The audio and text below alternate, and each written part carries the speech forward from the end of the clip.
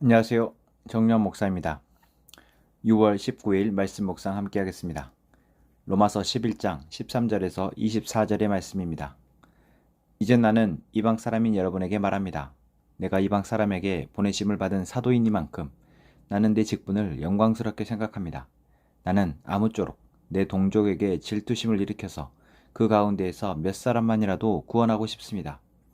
하나님께서 그들을 버리심이 세상과의 화해를 이루는 것이라면 그들을 받아들이심은 죽은 사람들 가운데서 살아난 삶을 주심이 아니고 무엇이겠습니까? 만물로 바치는 빵 반죽 덩이가 거룩하면 남은 온 덩이도 그러하고 뿌리가 거룩하면 가지도 그러합니다. 그런데 참 올리브 나무 가지들 가운데에서 얼마를 잘라내시고서 그 자리에다 돌 올리브 나무인 그대를 접붙여 주셨기 때문에 그대가 참 올리브 나무의 뿌리에서 올라오는 양분을 함께 받게 된 것이면 그대는 본래의 가지들을 향하여 우쭐대지 말아야 합니다. 비록 그대가 우쭐댈지라도 그대가 뿌리를 지탱하는 것이 아니라 뿌리가 그대를 지탱하는 것을 명심해야 합니다. 그러므로 본래의 가지가 잘려나간 것은 그 자리에 내가 접붙임을 받게 하시려는 것이었다 하고 그대는 말해야 할 것입니다. 옳습니다. 그 가지들이 잘린 것은 믿지 않은 탓이고 그대가 그 자리에 붙어 있는 것은 믿었기 때문입니다. 그러니 교만한 마음을 품지 말고 도리어 두려워하십시오. 하나님께서 본래의 가지들을 아끼지 아니하셨으니 접붙인 가지도 아끼지 않으실 것입니다. 그러므로 하나님의 인자하심과 준엄하심을 생각해 보십시오. 하나님은 넘어진 사람들에게는 준엄하십니다. 그러나 그대가 하나님의 인자하심에 머물러 있으면 하나님이 그대에게 인자하게 대하실 것입니다. 그렇지 않으면 그대도 잘릴 것입니다. 그러나 믿지 않았던 탓으로 잘려나갔던 가지들이 믿게 되면 그 가지들도 접붙임을 받게 될 것입니다. 하나님께서는 그들을 다시 접붙이실 수 있습니다. 그대가 본래의 돌올리브 나무에서 잘려서 그 본성을 거슬러 참 올리브 나무에 접붙임을 받았다면 본래 붙어있던 이 가지들이 제 나무에 다시 접붙임을 받는 것이야 얼마나 더 쉬운 일이겠습니까? 아멘. 바울은 로마서 11장의 말씀을 통해서 이방인들이 복음을 듣게 된 이 놀라운 은혜에 대해서 다시 한번 이야기하며 이방인들에게 복음이 전해진 그 과정 속에 어쩌면 하나님으로부터 버림받아진 유대민족들에 대해서 안타깝게 여기며 그들의 하나님을 배반하는 걸 통해 오히려 이방 사람들에게 복음이 전해졌기에 그것이 은혜임을 또한 이야기하고 있습니다. 이러한 은혜를 힘입은 이방 사람 또한 우리는 그렇다면 이 하나님의 은혜에 대해서 어떻게 여기게 됩니까? 이것이 우리의 자랑이며 우리의 기쁨이며 또한 우리는 이것을 우리뿐만 아니라 많은 사람들에게 전해야 할 것입니다. 그리고 그 전함에 있어서 우리에게 정말 중요한 자세는 무엇입니까? 바로 겸손함입니다. 하나님이 우리를 구원하신 그 사랑이 먼저 우리에게 들려졌기에 우리는 하나님의 그 구원을 누리고 있는 것이지 우리가 무엇이 잘나서거나 잘해서가 아니다라는 것이죠. 그래서 바울은 오늘 로마서 11장을 통해서 로마 성도들에게 그렇게 권면하고 있습니다. 이스라엘 백성들이 하나님에게 믿음으로 반응하지 못하고 결국 예수 그리스도를 십자가에 못 박으며 또한 하나님이 주신 그 구원을 온전히 믿지 못하였던 것, 대신 이방인인 로마 성도들이 믿게 되었던 것, 이것을 잊지 말라는 것입니다. 믿음으로 그들이 의롭다 칭함을 받았고 믿음으로 구원을 받았기에 이제 그 믿음이 그들 안에 사그러들지 않도록 조심하라는 것이죠.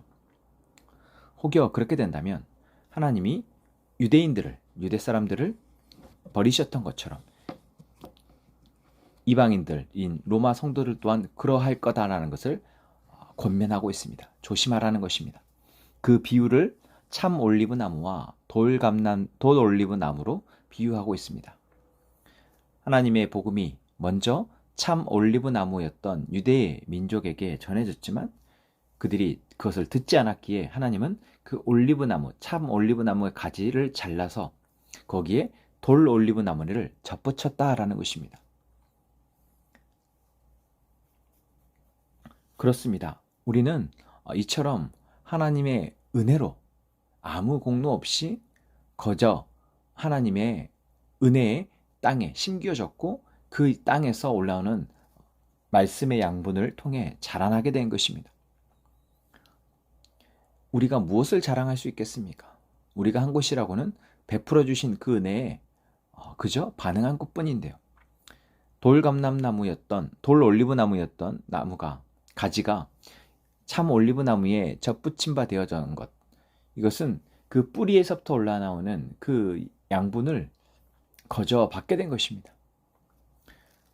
오늘 이 비유를 통해서 바울이 로마교회 성도들에게 또한 우리에게 하고자 하는 이야기는 무엇입니까? 전적인 하나님의 은혜에 대한 이야기입니다. 그 하나님의 은혜를 잊지 말라는 것이고 그 하나님의 은혜가 우리에게서 사그라들어서 우리가 교만하게 되어서는 안 된다라는 것이죠.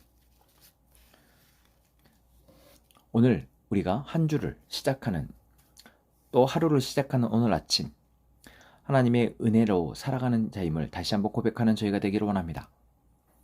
또한 하나님이 우리를 사랑하시는 그 사랑이 변함없이 우리에게 부어지지만 그 사랑을 누리는 것은 우리의 믿음의 반응이 있을 때 그 사랑이 우리 안에 더 풍성해진다라는 사실입니다.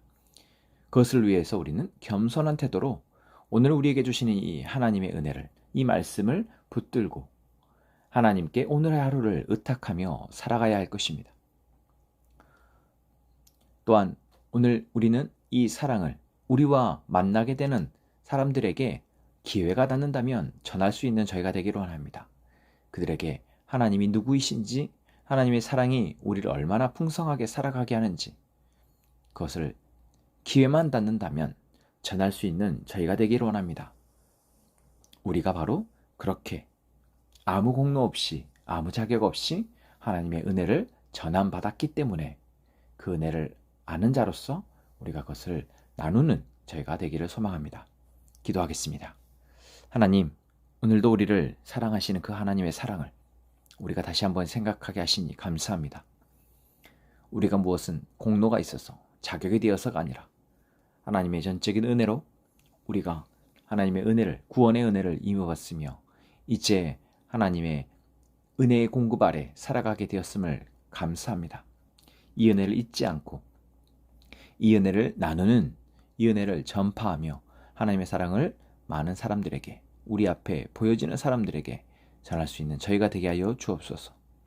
함께 모한 선화목적교회 모든 성도들이 이 은혜 아래 살아가게 하시며 하나님의 사랑으로 살아가고 하나님의 사랑을 형제 사랑으로, 이웃 사랑으로 나누며 그 사랑으로 살아가는 저희가 되게 하여 주옵소서. 감사하며 예수님의 이름으로 기도합니다. 아멘.